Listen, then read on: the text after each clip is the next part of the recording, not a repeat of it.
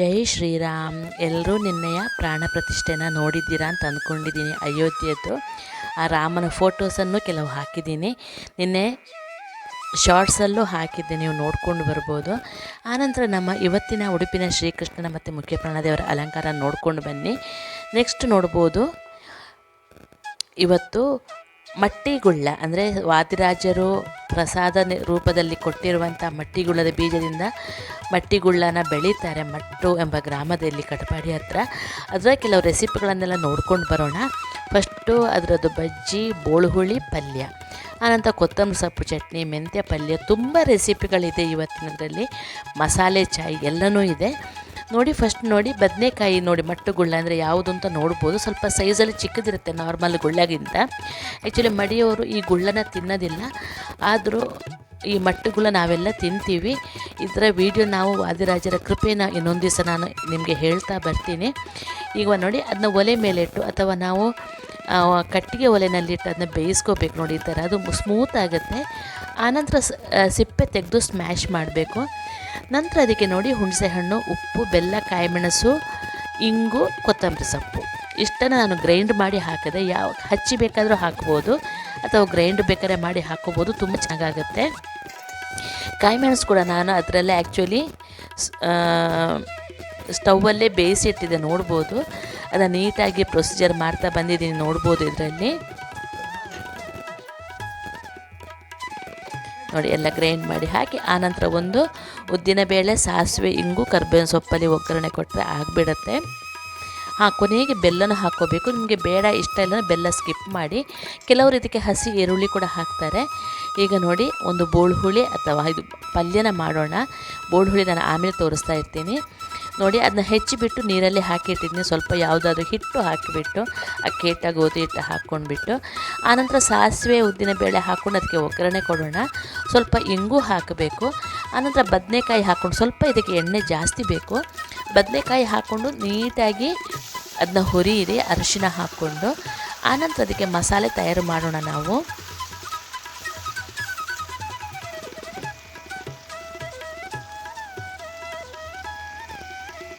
ನೋಡಿ, ಅರಿಶಿನ ಹಾಕಿ ನೀಟಾಗಿ ಫ್ರೈ ಮಾಡಿ. ತುಂಬಾ ಟೇಸ್ಟಿಯಾಗುತ್ತೆ.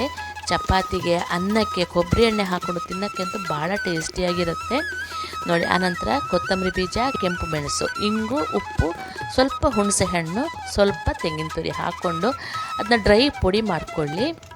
ಪುಡಿ ಮಾಡ್ಕೊಂಡು ಅದಕ್ಕೆ ಹಾಕಿದರೆ ಕೊತ್ತಂಬರಿ ಮತ್ತು ಇಂಗು ಇದಕ್ಕೆ ತುಂಬ ಚೆಂದ ಟೇಸ್ಟ್ ಕೊಡುತ್ತೆ. ಉಪ್ಪು, ಹುಳಿ, ಖಾರ ಆ್ಯಸ್ ಯೂಶ್ವಲ್. ಬೆಲ್ಲ ಬೇಡ ಅಂದವರು ಸ್ವಲ್ಪ ಕಡಿಮೆ ಹಾಕ್ಕೊಳ್ಳಿ ಅಥವಾ ಸ್ಕಿಪ್ ಮಾಡಿ. ಈ ಊರಿಗೆ ಬೆಲ್ಲ ತಿಂದ್ರೆ ಸ್ವಲ್ಪ ನಮಗೆ ಸೆಕೆ ತಡ್ಕೊಳಕ್ಕಾಗೋದು ಅಂತ ಅನಿಸುತ್ತೆ. ಬಳ್ಳಾರಿಯಲ್ಲೆಲ್ಲ ಖಾರ ತಿಂತಾರೆ ನೋಡಿ, ಅದೇ ಥರ ಇಲ್ಲಿ ನಾವು ಸಿಹಿ ತಿಂತೀವಿ. ಇದು ನಮಗೆ ಇಲ್ಲಿ ಒಗ್ಗಿ ಹೋಗಿಬಿಟ್ರೆ ತಿನ್ನೋದಿದ್ರೆ ಆಗೋದಿಲ್ಲ, ಹೊಟ್ಟೆ ಬೆಂಕಿ ಬಂದಂಗೆ ಆಗುತ್ತೆ. ಇಲ್ಲಿ ಒಂದು ತಲೆನೋವೆಲ್ಲ ಬರುತ್ತೆ. ಆನಂತರ ಅದನ್ನ ಮುಚ್ಚಿಟ್ಟು ಬೇಯಿಸಿ ಒಂದು 10 ನಿಮಿಷ ಬೇಯಿಸಿದರೆ ಪಲ್ಯ ಆಗಿಬಿಡುತ್ತೆ. ಮಸಾಲೆ ಎಲ್ಲ ಒಟ್ಟಿಗೆ ಹಾಕೋಬೋದು, ನೀಟಾಗಿ ಬೇಯುತ್ತೆ, ಏನು ತೊಂದರೆ ಇಲ್ಲ ಅದರದ್ದು. ಇಲ್ಲಿ ನಾವು ಕಾಮನಾಗಿ ಈ ಪಲ್ಯನ ಮಾಡೇ ಮಾಡ್ತೀವಿ ಈ ಸೀಸನಲ್ಲಿ. ಪರ್ಯಾಯ ಟೈಮಲ್ಲಿ, ಮಕರ ಸಂಕ್ರಾಂತಿ ಟೈಮಲ್ಲಿ. ನಾನು ಲಾಸ್ಟ್ ವೀಕ್ ಹೋದಾಗ ಇದೆಲ್ಲ ಅಡುಗೆ ಲಾಸ್ಟ್ ವೀಕ್ ಇದ್ದೆ. ಕೊತ್ತಂಬರಿ ಸೊಪ್ಪು ತುಂಬ ಚೆಂದ ಸಿಗ್ತದೆ. ಅದಕ್ಕೆ ನೋಡಿ, ಕಾಯಿಮೆಣಸು, ಹುಣಸೆ ಹಣ್ಣು, ಸ್ವಲ್ಪ ಉಪ್ಪು ಮತ್ತು ರಿಫೈನ್ಡ್ ಆಯಿಲ್ ಹಾಕಿ, ನಾನು ಸನ್ಫ್ಲವರ್ ಆಯಿಲ್ ಇರುತ್ತಲ್ಲ ಅದನ್ನ ಹಾಕಿ ಮಿಕ್ಸ್ ಮಾಡಿಕೊಂಡೆ, ಗ್ರೈಂಡ್ ಮಾಡಿಕೊಂಡೆ. ಸ್ವಲ್ಪ ಕುದಿಸಿ ಆರಿಸಿದ ನೀರು ಹಾಕ್ಕೊಳ್ಳಿ. ಅದನ್ನು ಸ್ವಲ್ಪ ಕಟ್ ಮಾಡಿ ಹಾಕ್ಕೊಂಡ್ರೆ ಬೇಗ ಗ್ರೈಂಡ್ ಆಗುತ್ತೆ ಅಂತ ಸ್ವಲ್ಪ ಕಟ್ ಮಾಡಿ ಹಾಕ್ಕೊಂಡೆ. ಸ್ವಲ್ಪನೇ ಹಾಕ್ಕೊಂಡು ನಾವು ಗ್ರೈಂಡ್ ಮಾಡಬೇಕು. ಒರಳು ಕಲ್ಲು, ರುಬ್ಬೋ ಕಲ್ಲಿದೆ, ಅದರಲ್ಲೂ ಇದು ಮಾಡ್ಬೋದು. ಎಲ್ಲ ಚುಚೂರೆ ಹಾಕ್ಕೊಂಡು, ನಿಮಗೆ ತೀರಾ ರುಬ್ಬಲಿಕ್ಕೆ ಆಗೋದಿಲ್ಲ ಅಂದರೆ ಕುದಿಸಿ ಆರಿಸಿರುತ್ತೆ ಆ ನೀರನ್ನು ಬಳಸ್ಕೊಳ್ಳಿ ನೋಡಿ. ತುಂಬ ಚೆಂದಾಗಿ ಖಾರ ಆಗಿತ್ತು. ಹುಳಿ ಸ್ವಲ್ಪ ಕಡಿಮೆ ಆಗಿತ್ತು ನಾನು ಹಾಕಿರೋದು ನೋಡಿ. ಅದಕ್ಕೆ ನೋಡಿ, ಒಂದು ಅರ್ಧ ಕಪ್ಪಷ್ಟು, ನನಗೆ ಒಂದು ಸಾಧಾರಣ ಒಂದು ಬುಟ್ಟಿ ಅಷ್ಟಿತ್ತು ಕೊತ್ತಂಬರಿ ಸೊಪ್ಪು. ಸಾಧಾರಣ ನನಗೆ ಒಂದು 2 ಲೋಟೆಯಷ್ಟು ಚಟ್ನಿ ಆಗಿದೆ, ಕೊತ್ತಂಬರಿ ಸೊಪ್ಪು ಚಟ್ನಿ. ಎಲ್ಲ ಮಿಕ್ಸಿಗೆ ಹಾಕ್ಕೊಳ್ಳಿ ನೋಡಿ ಈ ಥರ. ಈ ಮಧ್ಯೆ ನನಗೊಂದು ಪಾರ್ಸೆಲ್ ಬಂತು. ನನಗೆ ನೀಡ್ಲಿಗೆ ದಾರ ಹಾಕುವಂಥದ್ದು ಮತ್ತು ಇದು ಅಂದರೆ ಹೊಲಿಗೆ ಬಿಚ್ಚುವಂಥದ್ದು, ಸೀಮ್ ರಿಪ್ಪರ್ ಅಂತಾರೆ, ಅದನ್ನ ತಗೊಬಂದು ಪಾರ್ಸೆಲ್ ಬಂತು. ಅದನ್ನು ಮಧ್ಯದಲ್ಲಿ ನೋಡೋಣ ನೋಡಿ. ಸ್ವಲ್ಪ ನೀರು ಹಾಕ್ಕೊಂಡೆ, ಅದಕ್ಕೆ ಜಾಸ್ತಿ ಹಾಕ್ಕೊಳ್ಳೋಕ್ಕೆ ಹೋಗಿಲ್ಲ ನೋಡಿ. ಅಷ್ಟೊತ್ತಿಗೆ ಪಾರ್ಸೆಲ್ ಬಂತು, ನೋಡ್ಬೋದು. ನೀಡಲಿಕ್ಕೆ ಥ್ರೆಡ್ ಹಾಕಲಿಕ್ಕೆ ಸುಲಭ ಆಗುತ್ತೆ ಮಿಷಿನಿಗೆಲ್ಲ ಅಂತ ಅಂದ್ಬಿಟ್ಟು ನಾನು ಹೊಲಿಲಿಕ್ಕೂ ಹೊಲಿತೇನೆ. ಜಾಸ್ತಿ ಹೊಲಿಯೋದಿಲ್ಲ, ಅಷ್ಟು ಟೈಮ್ ಸಿಗ್ತಾ ಇಲ್ಲ. ಬ್ಲೌಸ್ ಎಲ್ಲ ಹೊಲಿಯೋಕ್ಕೆ ಬಂದರೂ ಪ್ರಾಕ್ಟೀಸ್ ಮಾಡಿದ್ರೆ ಈಗಲೂ ಹೊಲಿಬೋದು, ಅದು ತುಂಬ ಸಮಯ ಆಯಿತು ಬಿಟ್ಟೋಗಿ ನನಗೆ. ನೋಡಿ ಇದು ಸೇಮ್ ರಿಪ್ಪರ್ ಇದು. ಆನಂತರ ನೀಡ್ಲಿಗೆ ಥ್ರೆಡ್ ಹಾಕುವಂಥದ್ದು. ಇದನ್ನ ನಾನು ನಿಮಗೆ ಡೆಮೋ ಮಾಡಿ ತೋರಿಸ್ತೀನಿ ಇನ್ನೊಂದು ಸಲ ವೀಡಿಯೋದಲ್ಲಿ, ಹೇಗಾಯಿತು ಅಂತ ಹೇಳ್ತೀನಿ ಆವಾಗ. ನೋಡಿ ಎಷ್ಟು ಫೋಕಸ್ ಆಗುತ್ತೆ ಗೊತ್ತಿಲ್ಲ ನನಗೆ, ಜಾಸ್ತಿ ಕಾಣಿಸ್ದಂಗೆ ಇರೋದಿಲ್ಲ. ನಾನೀಗ ಚಿಕ್ಕ ಸ್ಕ್ರೀನಲ್ಲಿ ಎಡಿಟ್ ಮಾಡ್ತಿರೋ ನಂಗೆ ಅಷ್ಟು ಗೊತ್ತಾಗ್ತಾ ಇಲ್ಲ. ಹೇಗಾಯಿತು ಅಂತ ಹೇಳಿ ಇದೆಲ್ಲ ನೀವು ಯಾರೆಲ್ಲ ಯೂಸ್ ಮಾಡಿದ್ದೀರಾ ಅಂತ ಅಂದ್ಬಿಟ್ಟು. ಆನಂತರ ಈ ಕೊತ್ತಂಬರಿ ಸೊಪ್ಪಿನ ಚಟ್ನಿನ ಫಿನಿಶ್ ಮಾಡಿದೆ ನಾನು. ಎಲ್ಲ ಆದ ನಂತರ ನೀಟಾಗಿ ಮಿಕ್ಸ್ ಮಾಡ್ಕೊಂಡು ಆನಂತರ ಗಾಜಿನ ಬಾಟ್ಲಿಗೆ ತುಂಬಿಸಿಡಿ. ಮತ್ತು ಪ್ಲಾಸ್ಟಿಕ್ ಬಾಟ್ಲಿಗೆ ಯಾವತ್ತೂ ತುಂಬಿಸಿಡಬೇಡಿ, ಅಲ್ಯೂಮಿನಿಯಂ ಪ್ಲಾಸ್ಟಿಕ್ ಬಾಟ್ಲಿಗಳಿಗೆಲ್ಲ ಅದು ರಿಯಾಕ್ಷನ್ ಆಗುತ್ತೆ. ಆನಂತರ ಸ್ವಲ್ಪ ಬೇಕಾದಷ್ಟು ತೆಗೆದು ಬಾಕಿದೆಲ್ಲ ಡೀಪ್ ಫ್ರೀಜರಿಗೆ ಹಾಕಿಟ್ಟೆ. ನನಗೆ ಇದು 1.5-2 ತಿಂಗಳ ತನಕ ಬರುತ್ತೆ. ಗಂಜಿಗೆಲ್ಲ ನಾವು ತುಂಬ ಇಷ್ಟಪಟ್ಟು ಹಾಕ್ಕೊಂಡು ತಿಂತೀವಿ.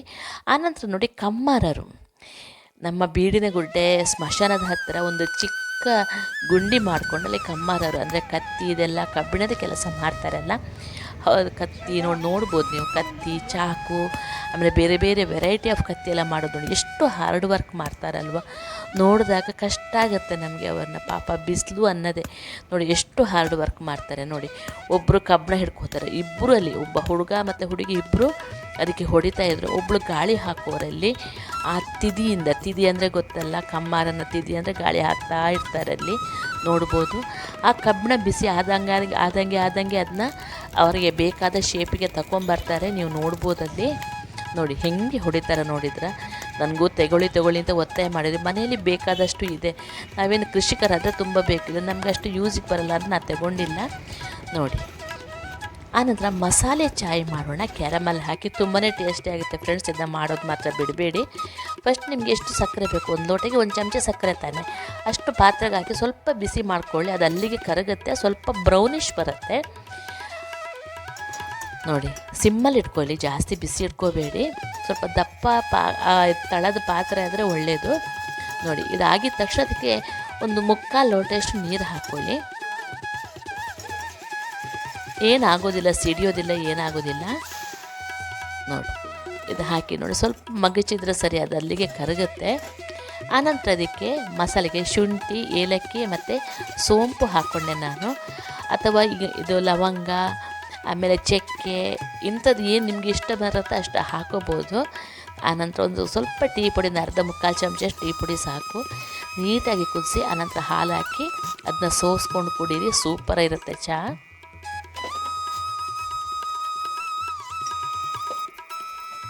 ಯಾವತ್ತೋ ಒಂದು ಸಲ ಈ ಥರ ಚಹಾ ಮಾಡಿ ಕುಡಿದ್ರೆ ತುಂಬಾ ಚೆನ್ನಾಗಾಗುತ್ತೆ. ಮಾಡಿ ನೋಡಿ ಫ್ರೆಂಡ್ಸ್.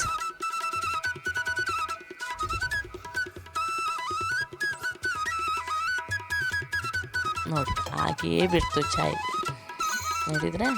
ನೋಡಿ ಈಗ ಇದು ಬೋಳು ಹುಳಿ, ಆವಾಗ ತೋರಿಸಿದ್ದು ನಾನು ಪಲ್ಯ ನೋಡಿ. ಸ್ವಲ್ಪ ಹಿಟ್ಟು ಹಾಕಿ ನೀರಲ್ಲಿ ಮುಳುಗಿಸಿಡಬೇಕು, ಯಾವುದನ್ನು ಕಟ್ ಮಾಡಿದ ಗುಳ್ಳನ ಅಂದರೆ ಬದನೆಕಾಯಿನ. ಆನಂತರ ಉಪ್ಪು, ಹುಳಿ, ಬೆಲ್ಲ, ಅರಿಶಿನ ಎಲ್ಲ ಒಟ್ಟಿಗೆ ಹಾಕಿ ಅದನ್ನ ಬೇಯಕ್ಕಿಟ್ಬಿಡಿ. ಕಾಯಿ ಮೆಣಸು ಒಂದು 2ರಿಂದ ನಿಮಗೆ ಖಾರಕ್ಕೆ ಎಷ್ಟು ಬೇಕೋ ಅಷ್ಟು ಕಾಯಿ ಮೆಣಸು ಹಾಕ್ಕೊಂಡು ಬೇಯಕ್ಕಿಟ್ಬಿಡಿ. ಪಕ್ಕದಲ್ಲಿ ನಾನು ತೊಗರಿಬೇಳೆ ಡೈರೆಕ್ಟಾಗಿ ಬೇಯಕ್ಕಿಟ್ಟಿದ್ದೀನಿ. ಅದರ ನೊರೆ ನಾನು ತೆಗೆದು ಹಾಕಲಿಕ್ಕೆ ಒಳ್ಳೆಯದಾಗುತ್ತೆ ಅಂತಂದ್ಬಿಟ್ಟು. ಆ ಬೇಳೆ ಬೇಯುವಾಗ ನೊರೆ ಬರುತ್ತಲ್ಲ, ಅದರಿಂದ ಯೂರಿಕ್ ಆ್ಯಸಿಡ್ ಜಾಸ್ತಿ ಆಗುತ್ತೆ ಅಂತ ಹೇಳ್ತಾರೆ. ಇದು ಬೆಂದ ನಂತರ ಅದಕ್ಕೆ ಬೇಳೆ ಹಾಕಿ ಒಂದು ಕುದಿಸಿದ್ರೆ ಆಗೋಗ್ಬಿಡುತ್ತೆ, ತುಂಬಾ ಟೇಸ್ಟಿಯಾಗಿರುತ್ತೆ. ಆನಂತರ 1 ಚಮಚೆಯಷ್ಟು ಸಾಂಬಾರು ಪುಡಿ, ನಾನು ಸಾಂಬಾರು ಪುಡಿ ವೀಡಿಯೋ ತುಂಬ ಸಲ ಹಾಕಿದ್ದೀನಿ. ಆ ಸಾಂಬಾರು ಪುಡಿ ನಾನು ಮಾಡಿಟ್ಕೊಂಡಿದ್ದೆ ಕಳೆದ ವಾರ. ಫ್ರೆಶ್ 1-1.5 ತಿಂಗಳಷ್ಟು ಮಾತ್ರ ನಾನು ಮಾಡ್ಕೋತೀನಿ. ಆನಂತರ ಮುಗ್ದಾಗ ನಾವು ಸಾಂಬಾರು ಪುಡಿ ಮಾಡ್ಕೋತಾ ಇರ್ತೀವಿ. ಆನಂತರ ಸ್ವಲ್ಪ ಅದಕ್ಕೆ 1/2 ಚಮಚೆಯಷ್ಟು ಇಂಗು, ಇದಕ್ಕೆ ಇಂಗು ತುಂಬ ಇಂಪಾರ್ಟೆಂಟ್, ಬೆಲ್ಲ ಮತ್ತು ಇಂಗುನಲ್ಲೇ ಇರುವಂಥದ್ದು. ಇಂಗು ಇದ್ದರೆ ಮಂಗನೂ ಅಡುಗೆ ಮಾಡ್ತಾರೆ ಅಂತ ಗಾದೆನೇ ಇದೆ. ಉಡುಪಿಯಲ್ಲಂತೂ ಇಂಗು ತುಂಬಾ ಬಳಸ್ತೀವಿ ನಾವು, ಯಾಕೆಂದರೆ ಇಲ್ಲಿ ಬೇಳೆ ಕಾಳೆಲ್ಲ ಸ್ವಲ್ಪ ವಾಯು ಆಗುತ್ತೆ, ಗ್ಯಾಸ್ ಆಗುತ್ತೆ ಅಂತ ಹೇಳ್ತಾರೆ. ಬದನೆಕಾಯಿ ಕೂಡ ಕೆಲವರಿಗೆ ಗ್ಯಾಸ್ ಆಗುತ್ತೆ. ಯಾವತ್ತೋ ಒಂದು ಸಲ ಮಾಡ್ಕೊಂಡು ತಿನ್ನೋಕ್ಕೆ ತುಂಬ ಚೆನ್ನಾಗಾಗುತ್ತೆ ಈ ಬದನೆಕಾಯಿ. ಇನ್ನೂ ತುಂಬ ವೆರೈಟಿ ಮಾಡ್ತೀನಿ ನಾನು, ಐಡಿಯಾದಲ್ಲಿ ಇದ್ದೀನಿ, ನೋಡೋಣ ಈ ವಾರದಲ್ಲಿ. ಬದನೆಕಾಯಿ ಇನ್ನೂ ಇದೆ ಅದು. ಮಟ್ಟೆಗುಳ್ಳ ಅಂತ ತುಂಬ ಫೇಮಸ್ಸು, ವಾದಿರಾಜರ ಕಥೆಯಲ್ಲೆಲ್ಲ ಬರುತ್ತೆ. ನಾನು ಇನ್ನೊಂದು ಸಲ ಅದ್ರ ಬಗ್ಗೆನೇ ವೀಡಿಯೋ ಮಾಡಿ ಹಾಕ್ತೀನಿ. ಆ ಊರಿಗೆ ಹೋಗುವ ಅಂದಾಜಲ್ಲಿದೆ, ಕಟ್ಪಾಡಿ ಹತ್ರ ಆ ಮಟ್ಟು ಅಂತ ಇರುತ್ತೆ ನೋಡಿ. ಈಗ ಒಂದು ಅವಲಕ್ಕಿ ಒಗ್ಗರಣೆ ಮಾಡೋಣ. ಮಸಾಲೆ ಚಾಯ್ ಜೊತೆ ಅವಲಕ್ಕಿ ಒಗ್ಗರಣೆ ನೋಡಿ. ಇಲ್ಲಿ ಫಸ್ಟ್ ನೋಡಿ ಬಾಣಲೆನ ಒಲೆ ಮೇಲೆ ಇಟ್ಟು ಕೊಬ್ಬರಿ ಎಣ್ಣೆ ಹಾಕ್ಕೊಳ್ಳಿ. ಅದಕ್ಕೆ ಉದ್ದಿನಬೇಳೆ, ಸಾಸಿವೆ ಹಾಕ್ಕೊಂಡು ಕರಿಬೇವಿನ ಸೊಪ್ಪು, ಇಂಗು ಎಲ್ಲ ಹಾಕ್ಕೊಳ್ಳಿ. ಆನಂತರ ಇಂಗುಲ್ಲಿ ಹಾಕ್ಕೊಂಡು ಸ್ವಲ್ಪ ಅದರಲ್ಲೇ ಒಗ್ಗರಣೆ ನಾನು ಸಾಂಬಾರಿಗೂ ಹಾಕ್ಕೊಂಡೆ. ನಾನು ಬೋಳು ಹುಳಿ ಇತ್ತಲ್ಲ ಮಟ್ಟುಗುಳ್ಳದ್ದು, ಅದಕ್ಕೂ ಹಾಕ್ಕೊಂಡೆ. ಆನಂತರ ಮುಂಚಿನ ಅವತ್ತು ನೆನೆಸಿಟ್ಟಂಥ ಹೆಸರು ಕಾಳು ಸ್ವಲ್ಪ ಒಂದು ಅರ್ಧ ಲೋಟ ನೀರಿದ್ರೆ ತೊಂದರೆ ಇಲ್ಲ. ಅರ್ಧ ಬೆಂದ ನಂತರ ನಾವು ದಪ್ಪ ಅವಲಕ್ಕಿನ ಹಾಕಬೇಕು ನೋಡಿ. ಅರಿಶಿನ ಹಾಕಿ ಸ್ವಲ್ಪ ಹೊತ್ತು ಮುಚ್ಚಿಟ್ಟು ಬೇಯಿಸ್ಕೊಳ್ಳಿ ಅದನ್ನ ನೋಡಿ. ದಪ್ಪ ಅವಲಕ್ಕಿ ಚೆಂದಾಗತ್ತೆ ಇದಕ್ಕೆ ನೋಡಿ. ಚೆನ್ನಾಗಿ ತೊಳೆದು ಅದಕ್ಕೆ ಸಾರಿನ ಪುಡಿ, ಉಪ್ಪು, ಬೆಲ್ಲ ಹಾಕ್ಕೊಂಡು ಅದನ್ನು ನೀಟಾಗಿ ಮಿಕ್ಸ್ ಮಾಡ್ಕೊಳ್ಳಿ. ಬೇಕಾದ್ರೆ ಸ್ವಲ್ಪ ಇಂಗು, ಕೊತ್ತಂಬರಿ ಸೊಪ್ಪು ಕೂಡ ಇಲ್ಲೇ ಹಾಕ್ಬೋದು, ತುಂಬಾ ಟೇಸ್ಟ್ ಬರುತ್ತೆ ಅದು. ಹಾಕ್ಕೊಂಡು ಆನಂತರ ನಾನು ಲಾಸ್ಟ್ ಇಯರ್ ಈ ವಿಡಿಯೋನ ತೋರಿಸಿದ್ದೀನಿ. ಬೆಳಗಿನ ಗಡಿಬಿಡಿಗೆ ಬೇಗನೆ ಆಗಿಬಿಡುತ್ತೆ. ಹೆಲ್ದಿ ವರ್ಷನ್ ಬೇರೆ, ಹೆಸರು ಕಾಳು ಇರೋದ್ರಿಂದ ಯಾರೂ ಬೇಕಾದ್ರೂ ತಿನ್ಬೋದು. ಇದನ್ನ ಡಬ್ಬಕ್ಕೂ ತಗೊಂಡು ಹೋಗ್ಬೋದು ನೋಡಿ. ಆನಂತರ ತೆಂಗಿನ ತುರಿ, ಕೊತ್ತಂಬರಿ ಸೊಪ್ಪು ಹಾಕಿದರೆ ರೆಡಿ ಆಗೋಗ್ಬಿಡ್ತು. ಬೇಕಂದ್ರೆ ಅದಕ್ಕೆ ನಿಂಬೆಹಣ್ಣು ಹಿಂಡ್ಕೊಳ್ಳಿ. ನಾನು ನಿಂಬೆಹಣ್ಣು ಹಿಂಡ್ಕೊಳ್ಳೋಕ್ಕೆ ಹೋಗಿಲ್ಲ ನೋಡಿ, ಹಾಗೇ ಬಿಡ್ತಿದ್ದು. ಒಂದು 10 ನಿಮಿಷ ಬೇಯಬೇಕಾಗತ್ತೆ ಮುಚ್ಚಿ ಅಷ್ಟೇ. ದಪ್ಪ ಅವಲಕ್ಕಿ ನೆನೆಯೋದು ಬೇಡ, ಹೆಸರು ಕಾಳು ಜೊತೆ ಅದು ಬೆಂದುಬಿಡುತ್ತೆ. ಅದು ನೆನಪಿರಲಿ ನಿಮಗೆ ನೋಡಿ. ನೀಟಾಗಿ ಈ ಥರ ಅದನ್ನ ಒಂದು ಮಟ್ಟ ಮಾಡಿ ಅಂತ ಬೇಯಕ್ಕಿಟ್ಬಿಡಿ. ಆನಂತರ ನೋಡಿ ಮೆಂತ್ಯ ಸೊಪ್ಪಿನ ಪಲ್ಯ ನೋಡೋಣ. ಆಲೂ ಮೇಥಿ ಪಲ್ಯ. ಫಸ್ಟ್ ನೋಡಿ ಉದ್ದಿನಬೇಳೆ, ಸಾಸಿವೆ ಹಾಕ್ಕೊಂಡು ಆ್ಯಸ್ ಯೂಶ್ವಲ್ ಕರಿಬೇವಿನ ಸೊಪ್ಪು, ಇಂಗು ಹಾಕ್ಕೊಂಡು ಆಲೂಗೆಡ್ಡೆನ ಹಾಕ್ಕೊಂಡು ಒಂದು ಅರ್ಧ ಬೇಯೋ ತನಕ ಬಿಟ್ಬಿಡಿ ನೋಡಿ. ಸಾಂಬಾರಿಗೆ ಎಲ್ಲಿ ಒಗ್ಗರಣೆ ಹಾಕಿದೆ ಸ್ವಲ್ಪ ನೋಡಿ. ಆಲೂಗಡ್ಡೆನ ಫ್ರೈ ಮಾಡ್ಕೊಳ್ಳಿ. ಅದಕ್ಕೆ ಸ್ವಲ್ಪ ಅರಿಶಿನ ಹಾಕಿ ಒಂದು ಸ್ವಲ್ಪ ನೀರು ಹಾಕಿ ಮುಚ್ಚಿಟ್ಟು ಬೇಯಕ್ಕಿಟ್ಬಿಡಿ. ಸ್ವಲ್ಪ ನೀರು ಹಾಕಿ ಮುಚ್ಚಿಟ್ಟು ಬೇಯಕ್ಕಿಟ್ಬಿಡಿ ಅಷ್ಟೇ. ಆಲೂಗಡ್ಡೆ ಸ್ವಲ್ಪ ಎಣ್ಣೆಯಲ್ಲಿ ಫ್ರೈ ಆದರೆ ಚೆನ್ನಾಗಾಗುತ್ತೆ, ಅದು ನೆನಪಿರಲಿ ನಿಮಗೆ. ಆನಂತರ ಮೆಂತ್ಯ ಸೊಪ್ಪನ್ನು ಕಟ್ ಮಾಡ್ಕೊಳ್ಳಿ, ಅದಕ್ಕೆ ಹಾಕ್ಕೊಳ್ಳಿ. ನನಗಂತೂ ತುಂಬಾ ಫೇವ್ರೆಟ್ ಇದು. ಯಾರೆಲ್ಲ ತಿಂದಿದ್ರೆ ಈ ಮೆಂತ್ಯ ಸೊಪ್ಪು ಆಲೂಗಡ್ಡೆ ಪಲ್ಯನ ಅಂತ ಹೇಳಿ. ಚಪಾತಿಗೆ ಅಂತೂ ತುಪ್ಪ ಮತ್ತು ಅನ್ನ ಜೊತೆ ತುಂಬಾ ಟೇಸ್ಟಿಯಾಗಿರುತ್ತೆ. ಸ್ವಲ್ಪ ಚಿಟಿಕೆ ಸಕ್ಕರೆ ಹಾಕ್ಕೊಳ್ಳಿ. ಮೆಂತ್ಯ ಸೊಪ್ಪಿನ ಕಲರ್ ಹಾಗೆಯೇ ರಿಟೈನ್ ಆಗುತ್ತೆ. ಅಂದರೆ ನೀಟಾಗಿ ಜಾಸ್ತಿ ನೀರು ಬೇಡವೇ ಬೇಡ. ಆಲೂಗೆಡ್ಡೆಗೆ ಹಾಕಿದ ನೀರು ಅಷ್ಟೇ ಸಾಕು, ಮತ್ತು ಅದರದ್ದೇ ನೀರಲ್ಲಿ ಅದು ಬೇಯುತ್ತೆ. ಉಪ್ಪು, ಕೊತ್ತಂಬರಿ ಪುಡಿ, ಆನಂತರ ಸ್ವಲ್ಪ ಖಾರದ ಪುಡಿ, ಇಷ್ಟೇ ಹಾಕಿರೋದು ಮಸಾಲೆ. ತುಂಬಾ ಚೆನ್ನಾಗಾಗತ್ತೆ ಫ್ರೆಂಡ್ಸ್, ಮಾಡಿ ನೋಡಿ. ಚಪಾತಿಗಂತೂ ಹೇಳಿ ಮಾಡಿಸಿದಂಥ ಪಲ್ಯ ಇದು, ಯಾರು ಬೇಕಾದ್ರೂ ತಿನ್ಬೋದು. ಆನಂತರ ಬೆಂದ ನಂತರ ಆಲೂಗೆಡ್ಡೆನ ಅಲ್ಲೇ ಪುಡಿ ಮಾಡ್ಕೊಳ್ಳಿ.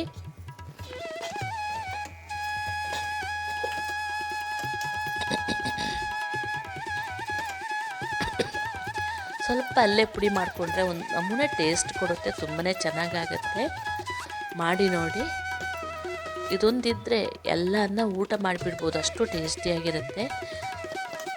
ಆ ಮೆಂತ್ಯ ಸೊಪ್ಪಿನ ಸ್ಮೆಲ್ಲೇ ತುಂಬ ಚೆಂದ ನೋಡಿ. ಪಲ್ಯನೂ ರೆಡಿಯಾಗಿಬಿಡ್ತು ನೋಡಿ. ಮಧ್ಯಾಹ್ನದ ಊಟ ಸಾಂಬಾರು, ಮೆಂತ್ಯ ಸೊಪ್ಪಿನ ಪಲ್ಯ, ಕೊತ್ತಂಬರಿ ಸೊಪ್ಪು ಚಟ್ನಿ, ಮೊಸರು ಜೊತೆ ಊಟ ರೆಡಿ. ಈಗ ಒಂದು ಕೆಂಪು ದ್ರಾಕ್ಷಿದ್ದು ಜ್ಯೂಸ್ ಮಾಡೋದು ತೋರಿಸ್ತಾ ಇದ್ದೀನಿ. ಅದನ್ನ ಎಲ್ಲ ಬಿಡಿಸ್ಕೊಂಡು ಸ್ಟೀಮಲ್ಲಿಟ್ಟು ಬೇಯಿಸ್ಕೊಳ್ಳಿ ನೋಡಿ. ಈಗ ಪಾತ್ರೆ ಇಟ್ಟು ಸ್ಟೀಮಲ್ಲಿಟ್ಟು ಬೇಯಿಸ್ಕೊಳ್ಳಿ. ತೂತದ ಪಾತ್ರೆ ಒಳಗಿಡಬೇಡಿ, ಒಂದು ಬೋಗುಣಿ ಆ ಥರದ್ರಲ್ಲೇ ಇಟ್ಟುಬಿಡಿ. ಒಂದು 5 ನಿಮಿಷ ಅದು ಸ್ಟೀಮ್ ಬಂದರೆ ಸಾಕು. ಸ್ಟೀಮ್ ಬಂದ ನಂತರ ಅದನ್ನ ಬ್ಲೆಂಡರ್ ಜಾರಿಗೆ, ಮಿಕ್ಸಿಗೆ ಹಾಕಿ ರುಬ್ಕೋಬೇಡಿ. ಒಂದು ಪಲ್ಸಲ್ಲಿ ರುಬ್ಕೊಳ್ಳೋದಾದರೆ, ಒಂದು ಹಿಂದೆ ತಿರುಗಿಸ್ತೀವಲ್ಲ ಪಲ್ಸ್ ಅಂತ ಅಂತೀವಿ, ಅದಕ್ಕೆ ಅಷ್ಟು ತಿರುಗಿಸಿದ್ರೆ ಸಾಕು. ಅದು ನಂದು ವಿಡಿಯೋ ಮಿಸ್ ಆಗಿದೆ. ಅದನ್ನ ಆರಿದ ನಂತರ ಅದು ಮಿಕ್ಸಿ ಜಾರಿಗೆ ಹಾಕಿ ಸೋಸ್ಕೊಳ್ಳಿ. ಆನಂತರ 1 kg ದ್ರಾಕ್ಷಿ ತಗೊಂಡ್ರೆ 1 kg ಸಕ್ಕರೆ, ಒಂದು ಚಿಟಿಕೆ ಉಪ್ಪು, 1 ಚಮಚದಷ್ಟು ಉಪ್ಪು ಹಾಕ್ಕೊಳ್ಳಿ. ಆನಂತರ ಮಿಕ್ಸ್ ಮಾಡಿ ಇಟ್ಕೊಳ್ಳಿ ಫ್ರಿಜ್ಜಲ್ಲಿ ನೋಡಿ. ಬೇಕಾದಾಗ ನೋಡಿ ಸ್ವಲ್ಪ ಈ ಜ್ಯೂಸ್ ಅದೇ ಮಿಕ್ಸ್ ಮಾಡಿ ಇಟ್ಟಿರ್ತೀವಲ್ಲ ಅದನ್ನ ಹಾಕ್ಕೊಳ್ಳೋದು. ನೀವು ಲೋಟೆಗೆ ಫುಲ್ಲು ನೀರು ಹಾಕೋದು. 1 ಚಮಚೆ ಸಕ್ಕರೆ ಅಥವಾ ಬೆಲ್ಲ, ನಾನಿಲ್ಲಿ ಜೋನಿ ಬೆಲ್ಲ ಹಾಕಿದ್ದೀನಿ, ಹಾಕ್ಕೊಂಡು ಕುಡಿದ್ರೆ ಸೂಪರಾಗಿರುತ್ತೆ. ಬೇಕಂದರೆ ಐಸ್ ಕ್ಯೂಬ್ ಹಾಕ್ಕೊಳ್ಳಿ ನೋಡಿ. ನಾನು ಹಾಕ್ಕೊಂಡಿದ್ದೀನಿ ಇಲ್ಲಿ ಒಂದು 2-3 ಐಸ್ ಕ್ಯೂಬ್ ಹಾಕ್ಕೊಳ್ಳಿ, ತುಂಬ ಚೆನ್ನಾಗಾಗುತ್ತೆ. ಹೇಗಾಯಿತು ಹೇಳಿ ಫ್ರೆಂಡ್ಸ್ ಈ ವಿಡಿಯೋ? ತುಂಬಾ ವೆರೈಟಿ ವ್ಲಾಗ್ ಆಯಿತು ಇದು. ಕಂಪ್ಲೀಟ್ ನೋಡಿ. ಇಷ್ಟ ಆದರೆ ಲೈಕ್, ಶೇರ್, ಕಮೆಂಟ್ಸ್ ಮಾಡೋದನ್ನು ಮರಿಬೇಡಿ. ಸಬ್ಸ್ಕ್ರೈಬ್ ಮಾಡಿಕೊಂಡು ನೋಡಿ. ತುಂಬ ಜನ ಸಬ್ಸ್ಕ್ರೈಬ್ ಮಾಡದೆ ನೋಡ್ತಾ ಇದ್ದೀರಾ. ಸಬ್ಸ್ಕ್ರೈಬ್ ಮಾಡ್ಕೊಂಡು ನೋಡಿ ಆಯಿತಾ. ಎಲ್ರಿಗೂ ರಾಮ ಜನ್ಮಭೂಮಿಯ ರಾಮ ಪ್ರತಿಷ್ಠಾಪನೆಯ ಶುಭ ಹಾರೈಕೆಗಳು. Thank you for watching.